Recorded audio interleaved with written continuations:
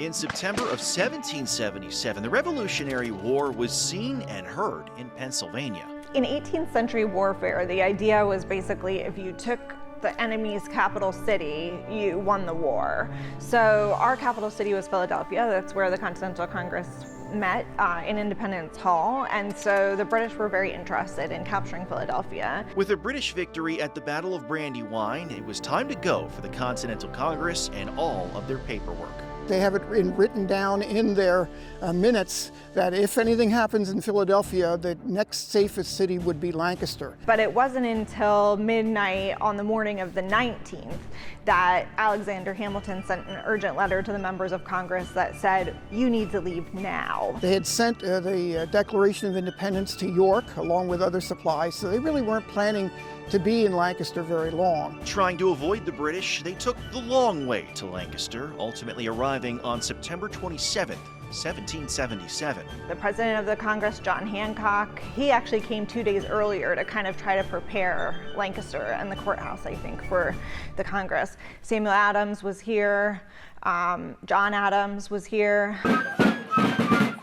But at this time, it wasn't just Congress fleeing eastern PA. A lot of people in Philadelphia knew the British were going to come and take over Philadelphia, and they were running away themselves. Despite the fact that we had a lot of taverns and a lot of places to stay, Lancaster was already very crowded when the Continental Congress came to town. The courthouse, which stood where Penn Square is today, was the new home of Congress. Again, for a day. Well, it was a bigger building. It wasn't the biggest building, though, in the city. Actually, there was a tavern that was bigger down the street, the Grape Tavern.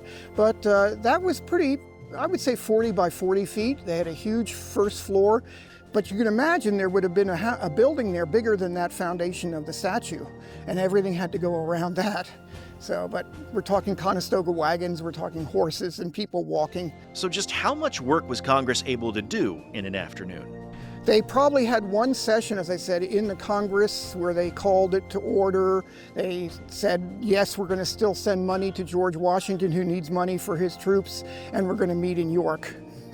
And that's about it. Unlike every influencer that visits Lancaster for a weekend, the members of Congress didn't record much about their time in the Red Rose City. Even the local guy, Christopher Marshall, who kept a diary, he lived right on Orange Street. On Capitol Day itself, his big diary entry is about how he found a new man who will cut his hair for a really good price. And that's what he's most excited about on Capitol Day. While the stint as our nation's capital was brief, Lancaster history and the historic Lancaster walking tours continue to tell that chapter, among many others, to visitors every day. A Windsor chair that was in the courthouse on the day that the Continental Congress convened. This is the Pennsylvania coat of arms, and it was made in 1760, and it hung over the courthouse. And so in 1777, this is the Pennsylvania coat of arms that would have been hanging over the courthouse for all the people in the Continental Congress to see. They're very interested. This is our 49th year of giving tours, and we have people really from all over the world